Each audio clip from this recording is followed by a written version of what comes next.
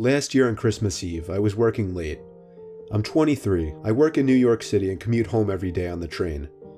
Since I'm one of the younger ones in the office, I got stuck with one of the worst shifts, so I wasn't able to get home until 5 o'clock. My family had already left a whole hour earlier to go to my cousin's house, so I had to drive alone. After having a quick snack before the half-hour drive, I got back in my car and put my cousin's address into my phone. Halfway through the drive, it started snowing. I got to my cousin's house around 6 o'clock. It was snowing heavily by this point, and I just made it in time to catch everyone starting dinner. I brought all of my gifts inside and cheerfully said hey to everyone. I stayed until around 11 o'clock. The rest of my family left a little sooner. I stayed an extra half hour or so just to hang out before leaving myself. By the time I was leaving, the ground had accumulated at least 2 feet of snow, and it wasn't even done snowing. The drive home was nightmarish. The roads were hardly even plowed, and I had to drive under 20 miles per hour on most roads. The roads were completely dead at this point though, most likely because everyone was smart enough to go home before the snow accumulated. Eventually I turned onto a main road that I'm sure would usually be bustling, but at 11:15 on Christmas Eve night, there wasn't a single car or a single light from a store. It was a ghost town. But then I did notice the flashing taillights of one car. It was parked on the side of the road, and the smoke seeping out from its exhaust with the taillights giving it a red tint. As I got closer, I realized there was somebody next to the car waving their hand in the air. I assumed something was wrong and they needed help. So, me being the good Samaritan I am, I pulled up behind the car. When I opened my door, the guy approached me immediately, barely even giving me time to step out. He was an average-sized man, probably 5'10", 180 pounds. He spoke in a very demanding voice, asking me if I know anything about fixing an engine. I told him I didn't know much about cars. The guy responded very quickly to everything I said. He told me it's fine. He went inside of his car for a second, popped open his trunk, came back out and told me to just wait by the trunk for a second. I had no idea what he wanted me to do. I was really confused. He walked over to the front of his car, and I heard him open the hood. I couldn't see anything he was doing since the trunk was blocking my view, and the loud wind of the snowstorm overpowered any small noises he might have been making. I put my hand on the back of the car and leaned my body in anticipation, when suddenly I heard 3 or 4 quick and aggressive footsteps in the snow behind me before I was pushed into the trunk. The man tried to close the trunk on me, but I kicked my feet up in resistance and held it up. I was able to overpower him and kick the trunk open completely. As I took advantage of the few seconds I had to get out of the trunk, I took out my keys. He tried to grab me now, and I dug my house key right into his neck. He fell to his knees and his scream echoed down the deserted street. I was in my car and halfway down the road before he could even get up from his knees. A little further down, I called 911 and reported the guy. I came back in 10 minutes to find blue and red lights illuminating the windows of the deserted stores. The police held him until the ambulance arrived for him. I watched the whole thing, and nothing ever felt better in my life. I got home safely half an hour later and told my family everything. I was still very shaken that Christmas, and this remains possibly the most horrific thing I've ever experienced.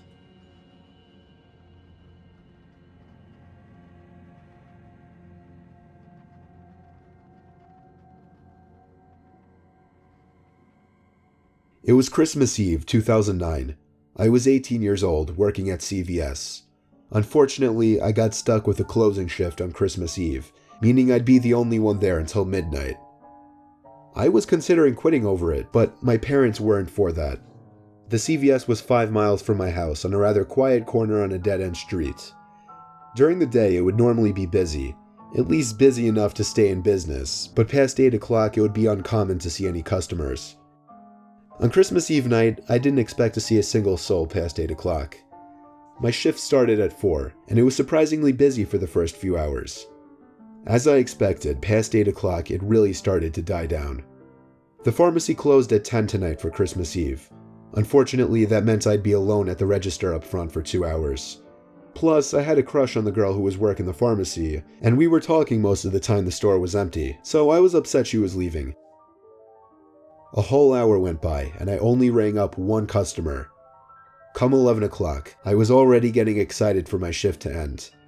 I'd been the only one in the entire building besides one customer for the past hour, and I was losing my mind. Suddenly, there was a very slight tap on the window. It didn't sound intentional though, it sounded more so like somebody's zipper accidentally scraped against the glass. I turned to look out the window and saw a man out there, heavy coat on, hood over his head, baggy jeans and black boots. He was staring right at me. A few seconds after he realized that I noticed him, he walked over to the entrance and entered the store. He stared at me as he walked past and down one of the aisles before disappearing behind the shelves. Then, 5 minutes later, the tapping noise began.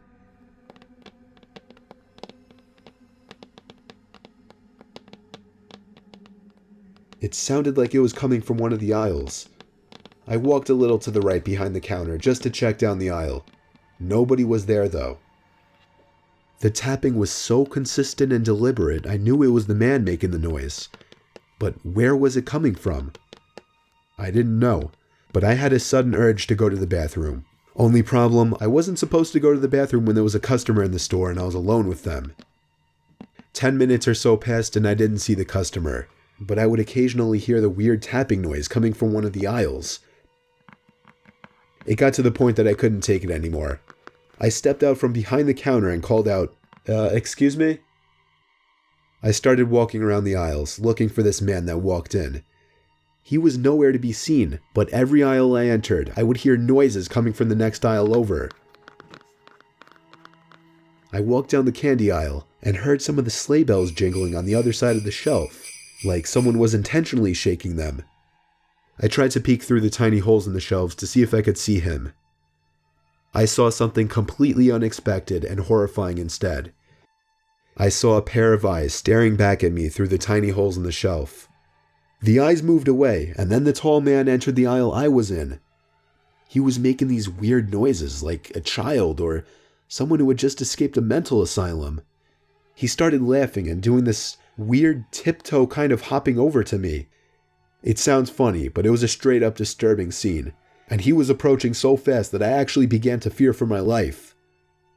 I started walking away from him, and he followed me everywhere in his weird hopping. I was back at the front of the store, ready to call my manager or the cops.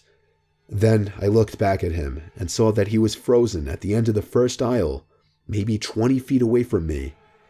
His goofy, eerily happy face turned to an aggressive, angry-looking stare of malice. I was officially done with this and walked out the front door, and to my horror, the man started charging at me. No more goofy hopping around, he was sprinting at me.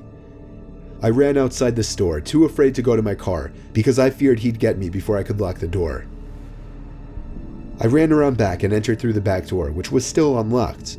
I didn't know if he was still on my tail or not. I locked the door and hurried to the front of the store, where I locked the front door too. That was when I picked up the phone on the counter and called my manager, who was luckily still awake. I told him I had to leave immediately because somebody crazy was following me. Then I thought I heard something over my conversation. It was coming from inside the store. I put the phone down and realized it was the tapping again, coming from one of the aisles. I was out of that store and in my car within 20 seconds. I never came back. I called my manager when I got back home, and he called the cops. Surprisingly, nothing was stolen, or so I heard from a friend. My manager obviously wasn't too fond of me for leaving his store like that, so I never spoke to him again. I had as normal of a Christmas as possible, given what happened the day before.